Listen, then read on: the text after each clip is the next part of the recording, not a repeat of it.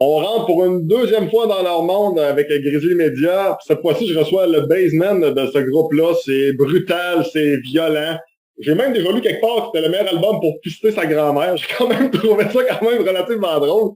Alex Brochu de Necrotic Gore Beast. On va parler du nouvel album Human Deviance Galore. Salut Alex, comment ça va?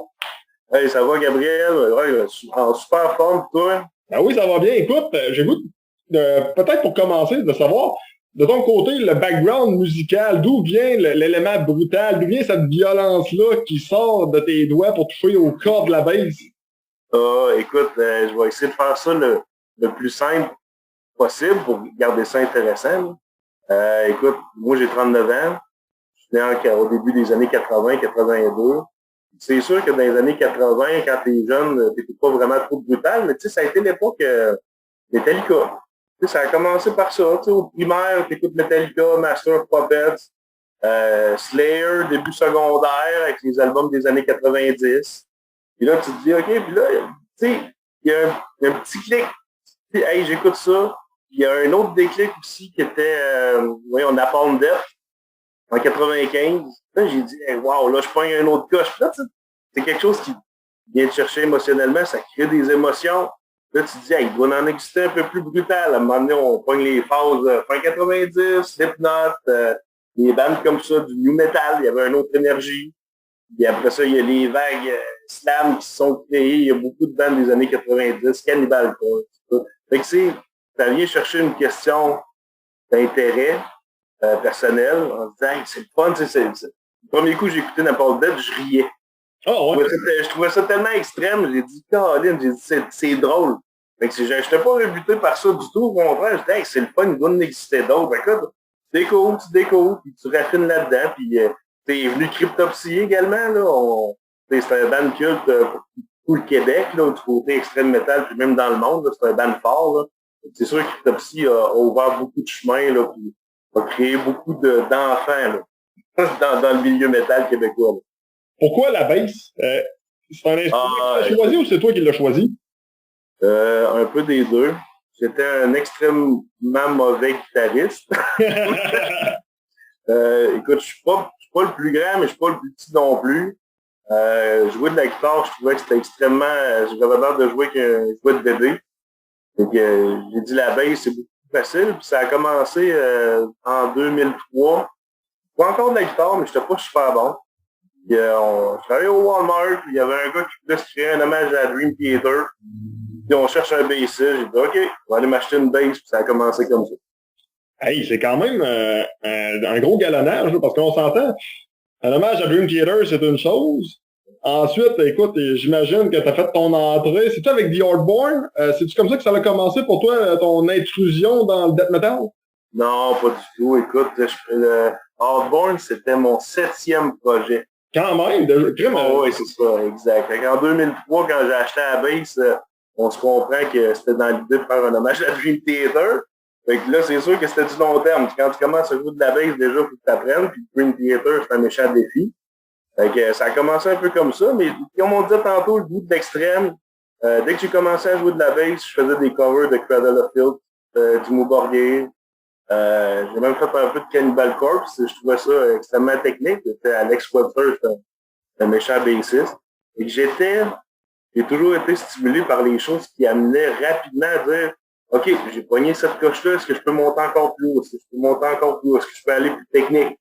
Puis, fait que là, j'ai fait ça pendant un an ou deux, en 2003-2004, intégré quelques petits projets. C'était pas nécessairement du death metal, là, c'était juste le trip d'embarquer dans un premier groupe, dire, hey, j'ai mon petit ampli 100 watts, puis on se trouve un local à l'unisson dans le Vieux-Québec. Puis, le trip de jammer la première fois, là, c'est un trip extraordinaire. Fait que ça a commencé de 2005 à peu près, là, après 2 ans à pratiquer chez nous, puis à faire du Cradle of Filth en cover de bass. Puis après ça a cheminé un peu, un band, un autre. Puis à un moment donné, j'ai découvert, en tout cas, les plus vieux vont s'en souvenir, les gars de Unfallen. Je dirais c'était les légendes locales de la scène death metal de la ville de Québec. Puis on a joué ensemble à l'Impérial dans le cadre de Second Skin Rock Contest. Je pense que c'était en 2007, 2008. Puis là, j'ai pogné une coche. J'ai vu l'énergie, j'ai vu la foule se rentrer dedans, faire un gars qui faisait un cannonball du stage dans la foule. Cannonball! Oh, et puis là, il dit, c'est ça que je veux faire. Il dit, je veux faire de la musique que le monde va vouloir se défouler, puis ça va être un party brutal. Ça a été mon déclic. Ça a été dans le coin de 2007-2008. Oui, je regarde votre évolution musicale, je regarde The Oddborn, il y a des membres de The Oddborn qui sont évidemment dans Necrotic Doorbeast. C'est quoi, quelqu'un qui n'a jamais entendu ni un ni l'autre, qui a juste entendu un, qui n'a pas entendu l'autre, c'est quoi, selon toi, la principale différence entre les deux bands? C'est les deux bands majeures dans lesquelles tu as participé à date. Oui, exactement. Écoute, c'est une bonne question, je vais essayer de... Écoute, j'ai quasiment le goût de me rajouter en sous-question. Ouais. Comment ça, il y en a un qui a punché de même, puis l'autre, pas autant? Parce que, tu sais, Necrotic Doorbeast, j'en parlais avec John lors de notre premier entretien sur votre band. Il me disait, Chris, on avait sorti genre une toune du EP, on était déjà rendu à 30 000 personnes sur Facebook qui nous suivaient, ça avait comme pas de logique. Là. Non, ça n'avait pas en apparence, mais c'est tout un aspect de planification en arrière. Oddborn, j'ai rejoint le groupe en 2015 après une pause de 4 ans. Ça a donné entre le dernier band que j'étais, et j'ai eu quelques enfants. Puis une pause, j'ai dit, je vais prendre mon temps. Fait que j'ai pas touché ma base de 2011 à 2015, 0-0. Et 2015, j'ai été rejoint, il y a un contact, là, pour dire, écoute, Oddborn cherche un bassiste, j'ai écouté les 2 tunes qu'il y avait à cette époque-là du démo. Il disait, hey, c'est bon à créer. J'ai dit, ça me stimulait à créer de la musique un peu plus complexe. Tu sais, j'ai toujours aimé la bass, mettons, de Steve Giorgio, là, du groupe Death, là. Ouais. Un gars qui va chercher vraiment des bouts où est-ce que la bass a sa place. Il écrase pas le reste, mais il sait combler les passes rythmiques avec des bonnes passes de bass. J'ai toujours été stimulé. Quand j'ai écouté Oddborn, j'ai dit, je vois une place là-dedans. J'étais intéressé, c'était un premier jet après 4 ans. Fait que moi, on se lance avec des gars, ils ont un bon potentiel. Ils avaient déjà fait beaucoup de shows avec des bands quand même connues, là, de Faceless, Unearthed, Rings of Saturn. Tu sais, c'est tout ce qu'ils voulaient local, ils ouvraient pour les gros bands. C'était le fun, c'était un bon band établi.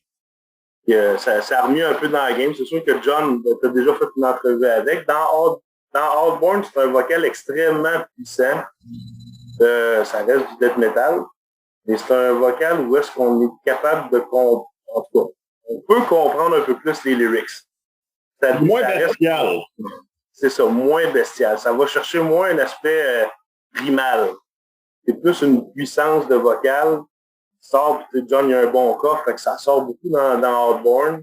Il y a beaucoup d'aspects progressifs dans la musique. Ça reste du death metal. Là. Ça ne changera pas la nature de Oddborn. Mais il y a un peu de technique. Il y a un peu de brutal. Il y a un peu de progressif. Tout se joint dans une base death metal. Quelqu'un qui dit j'aime le progressif, il va retrouver sa touche. J'aime le technique, il y en a un peu. J'aime le brutal, il y en a avec le vocal, le drum aussi.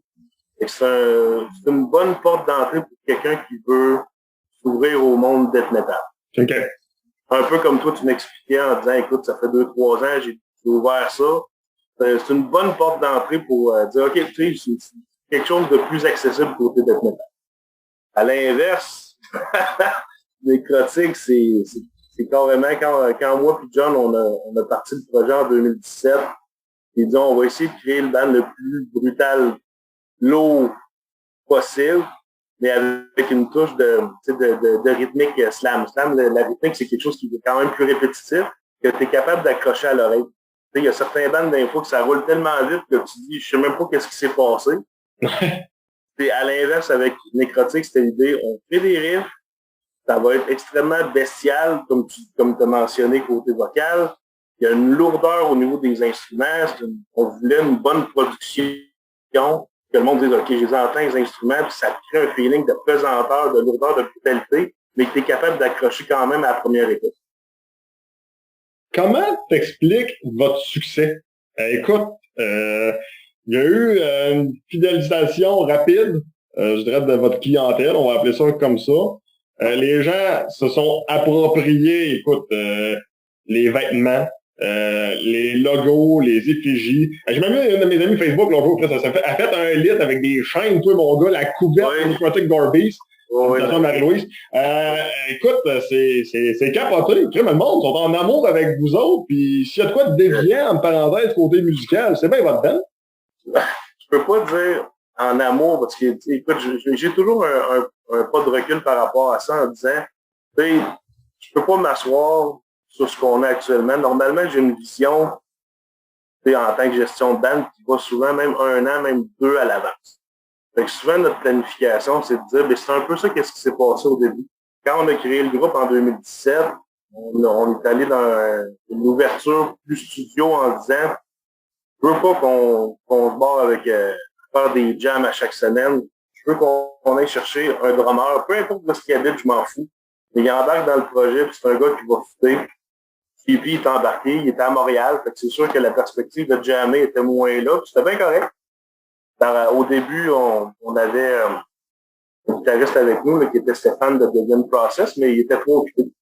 Fait que, finalement, on l'a remplacé par Michael Chamberlain qui était dans Soil by Blood là, de Québec. Puis je pense que le fit, ça a été numéro 1. Dès que Mike a embarqué là, en peut-être septembre 2017, là, on a décollé sur les démos. Mais pendant ce temps-là, que je constatais, pour répondre à ta question, là, qu'est-ce qui fait que ça pogne?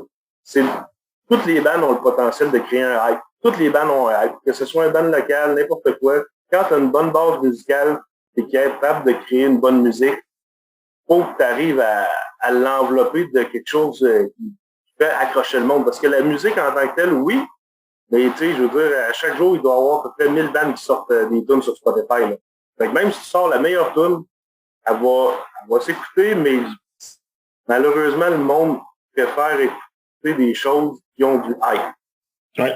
Si ton band n'a pas de hype, t'as beau avoir le meilleur produit, il y a comme une réticence qui est pas volontaire, mais les gens vont dire il y a peut-être un petit quelque chose, le monde ne le suit pas, il y a peut-être de quoi de bizarre, juste un sentiment de débat. Avec Outbourne, je vous dire pour nécrotique, j'ai passé 1 an à faire de la promotion de la page Facebook. Avec le logo, le nom, le faire rouler. Pendant 1 an, j'ai bâti ça en me disant, quand on va sortir le démo, le monde va déjà avoir liké la page. Là, ils vont l'avoir dans la page. Si le produit avait été pourri, ça aurait fini là. Tu peux bâtir un bon hype, mais si ton produit n'est pas conséquent du hype que tu as réussi à produire, ça va tomber. Il y en a, toutes les bandes ont ce potentiel-là. Mais des fois, c'est juste de l'effort de faire de travail sur les médias sociaux. Ouais. Souvent, il y en a qui ont une page Facebook, mais ils l'alimentent très peu. Ils sont moins ouverts à des choses qui peuvent être comme Instagram, TikTok. C'est sûr que ça demande beaucoup de temps, beaucoup d'énergie, mais c'est crucial dans le succès puis d'un band là, pour créer un sentiment d'engouement. Là. Je te pose 2-3 questions dans 30 secondes. La première, explique-moi la complicité que toi et John vous avez ensemble. Ça semble être une complicité qui est, je dirais, dépasse l'amitié. Écoute, on se voit pas aussi souvent qu'on voudrait, ça c'est sûr. Écoute, c'est un gars qui travaille beaucoup, moi aussi. Mais quand on était embarqué dans Outbourne, les gars étaient tous des bons chums, des gens, du monde qui aimait ça prendre une bière. Mais John, c'est pas juste prendre une bière, c'est dire, lui, c'est le gars que quand t'embarques dans son char, il y a que des CD brutal. Fait que quand quelqu'un comme moi, qui adore le brutal, c'est un gars à côté qui est super fin, super patient, très amical, il a beaucoup de talent. Fait que là, c'est sûr que l'affinité s'est vraiment créée au niveau du brutal. On se parlait de nos bands. Lui, c'est un fan fini de Cannibal Corpse, moi de Cryptopsy. Fait que c'est sûr qu'on se parlait là-dedans, puis à un moment donné, on s'est dit, écoute, ça serait le fun de se créer un projet où on est capable d'aller chercher vraiment notre fibre à nous, parce qu'on savait que le brutal dans Outbourne, on ne pouvait pas atteindre le niveau que nous, on aurait voulu. C'est normal parce que c'est l'essence même du band. Là. On ne peut pas réinventer Outbourne en disant on devient un nouveau Cryptopsy. Non. J'ai goût de te demander, es-tu surpris que The Outbourne se soit réuni? Est-ce que c'est un projet que tu pensais qu'il était mort? Vite de même? Je le vois en 3 phases. Okay. Outbourne, ça a été inventé en 2008. Et ça a pris un peu plus sa place en 2012, de suite au premier démo. Les gars, ils ont roulé avec le démo, ils ont fait des shows live, ils ont ouvert pour Faceless, ils ont joué Benighted, Rings of Saturn. C'est beaucoup de gros bands comme ça. Mais pendant ce temps-là, les gars travaillaient à produire leur premier album.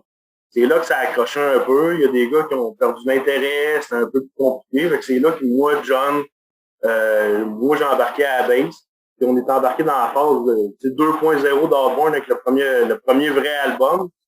On a roulé comme on pouvait, on a essayé de joindre, on a fait des bons shows, on a joué avec Anonymous à l'Impérial, pas à l'Impérial, mais au Cercle. C'était vraiment le fun, il y avait une bonne réception, mais comme dans n'importe quel projet, il y a tellement d'offres de musique que tu peux plus rouler 5 ans sur un album. Non. Faut que ça sorte plus rapidement que ça. C'est là que ça a perdu un peu du hype avec Hardborn. Je dis ça avec tout le respect que j'ai pour les anciens membres, là, c'est qu'il y avait un hype avec la sortie de l'album et qu'on a malheureusement juste pas concrétisé en sortant rapidement du nouveau stock.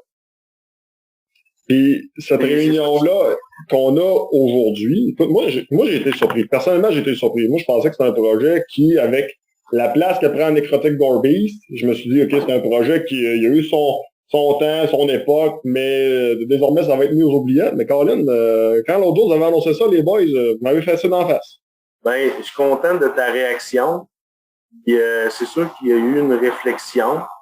Ce qui a mené à cette réflexion-là, puis la fin de l'ère 2.0 d'Hardborn avec le premier album, là, c'est beaucoup parce que vous voyez une forme de limitation sur ce qu'on pouvait créer. Gabriel, qui est le membre fondateur puis leader créatif du band, là, lui, se sentait, je dirais, avec tout le respect que j'ai pour les gars, se sentait un peu limité sur ce qu'il pouvait créer. Il y en a qui avaient de la misère à suivre, peut-être au niveau technique. Ben, il limitait, il dit, je vais faire plus simple, je vais faire plus simple, je vais faire plus simple. Mais à force de faire plus simple, tu regardes ce que tu avais en tête, tu regardes le produit final, puis ça ne correspond pas à ce que tu avais le goût de produire. Fait que là, moi, j'ai vu cet enjeu-là, puis on a convenu ensemble que si on repartait, c'était vraiment avec une idée où ce qu'on peut pousser au maximum de ce qu'on est capable de pousser. Right. Aucune limite. Il n'y a aucun genre balise, aucune limite. On se dit, on pogne les meilleurs musiciens qu'on peut. Il y a Tommy qui s'est joint avec nous, qui joue dans Observant, qui était avec Behind the Revolver. C'est un des meilleurs guitaristes de la scène de Québec. Et JP qui joue avec nous avec Necrotic, qui a accepté de joindre à Hardborn. Écoute, personne ne peut douter de son talent au niveau du drum et de sa versatilité. Actuellement, on a vraiment la meilleure version potentielle du groupe. Reste maintenant à nous à livrer un produit qui va faire sourciller les gens là, qui nous suivaient à l'époque pour dire OK, ils sont rendus à ce niveau-là, ils ont pogné une coche ou deux, puis ça, je vous garantis que c'est pas mal sûr que c'est ce qui va arriver. Hey, mettons, sans nous révéler tout, en dedans de 2 secondes et demie, on est capable de savoir s'il y a un album qui s'en vient, puis on a une date à peu près précise? Oui, l'album numéro 2 de Hardborn est en train d'être enregistré. On a fini les drums le mois dernier. Les guitares sont en cours. La bass va suivre. Le vocal également, on va tout refaire. C'est des exercices qu'on avait fait en 2017. Et pour la sortie, on attend une signature avec un label. Oh, donc, c'est sûr qu'on va regarder dans ce sens-là. Comme on disait, pour qu'il y ait un hype, pour avoir des bons appuis, puis je pense qu'un label devient extrêmement crucial dans cet exercice-là. J'ai goût de t'entendre, avant qu'on parle de l'album, encore en quelques secondes, quelques mots à peine. Ta famille pense quoi de ça? Tes enfants, ta femme, ils ont-tu le goût de te renier? T'es-tu un idole? T'es-tu l'idole d'un peuple pour tous les amis de tes enfants? Comment t'es perçu? Non, écoute, ben c'est drôle parce que mes enfants, là, ils ont rendu approche 9-10 ans, là, mais quand ça a commencé en 2015, ils étaient très jeunes. Là. Fait qu'eux autres, le travail de papa, c'était la musique. C'était ça. C'était pas millionnaire avec la musique. Non. Non, c'est ça. Fait que là, papa, tu t'en vas à ton travail, la musique. Eux autres pensaient que je gagnais ma vie avec la musique. Là. Mais ma conjointe a fait un soutien extraordinaire. C'est sûr qu'avec 2-3 enfants à la maison, puis quelqu'un qui fait des pratiques, des shows, ça devient quand même un enjeu. Surtout quand les enfants sont jeunes. Maintenant, ils sont plus jeunes. C'est beaucoup plus facile. Là. Fait que là, c'est plus envisageable de dire justement, ben écoute, on va faire une tournée, pour 4-5 semaines, c'est beaucoup plus facile, ce qui aurait été peut-être impossible il y a quelques années. Puis je sais que toutes les bandes ont passé par ça. Dave Astor, qui est le créateur de Pathology, disait à un certain moment qu'il lui a créé Cattle Decapitation. Il a fallu qu'il débarque parce qu'il y avait une jeune famille qui ne pouvait pas suivre en tournée. C'est des enjeux, malheureusement, qui arrivent. Là. Mais de notre côté, écoute, moi, la famille est fondée, ils sont rendus à un certain âge. C'est plus facile. Les enfants, écoute, on est allé voir Dying Fetus il y a quelques années. Ils ont vraiment aimé ça, 4-5 ans. Mais est-ce qu'ils écoutent beaucoup de brutal? Non. Et je pense que c'est plus l'ère TikTok, là. Fait que tout ce qui se pogne sur TikTok, là, du rap, là, ces affaires-là, ou Lil Nas X, là, ils aiment bien ça. Hey, je veux absolument t'entendre sur votre nouvel album Human Deviance Galore. Oui. Écoute, quand j'avais parlé avec John, il m'avait dit oui, on est capable de faire des trucs plus brutal et ça va être l'album le plus brutal que j'aurais jamais fait de ma vie. Puis des extraits que j'ai entendus, j'ai goût de dire oui. J'ai goût de dire oui, puis j'ai goût aussi de parler là, de. Écoute, vous avez fait un vidéoclip de Variant Primitive Debauchery. Écoute, Oui. vous avez eu l'air d'avoir du fun pas mal à faire ce vidéoclip-là. Puis bravo pour la réalisation du vidéoclip, parce qu'écoute, air COVID, air, on n'a pas le droit de se rassembler, air, c'est compliqué partout à gauche, à droite. Christy, vous avez fait une belle job. Oui, écoute, tu sais, j'ai pas trop embarqué en profondeur sur le sujet de la COVID, là. Chacun a ses opinions. Il y a des gens qui sont plus affectés que d'autres. C'est sûr que nous, on était à l'aise, disons là, de se voir, là.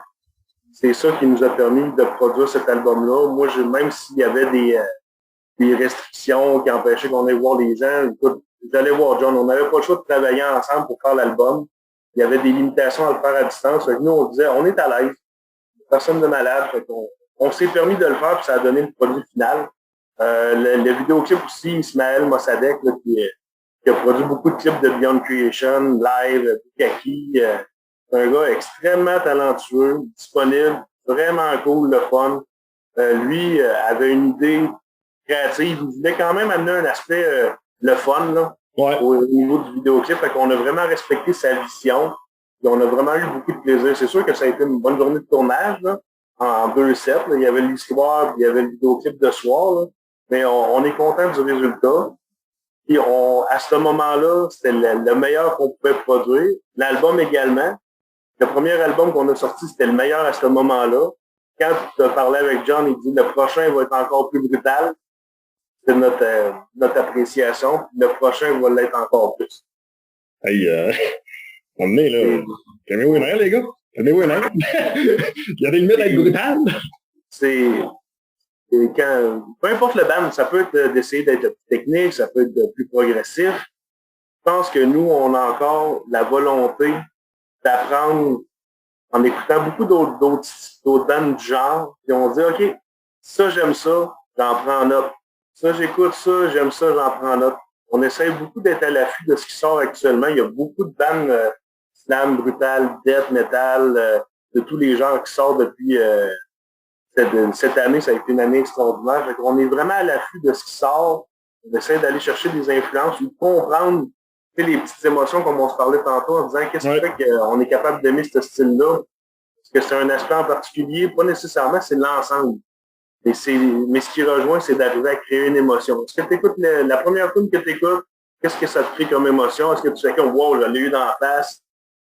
Puis c'est ça que tu voulais en l'écoutant, mission accomplie. Alors, écoute, moi, cet album-là, j'ai l'impression que m'avait enlevé la peau sur le visage, m'avait passé un grand coup de hache dans la face, il y a du sang qui a giclé partout. Écoute, c'est un des albums les plus brutals que j'ai entendu de ma vie.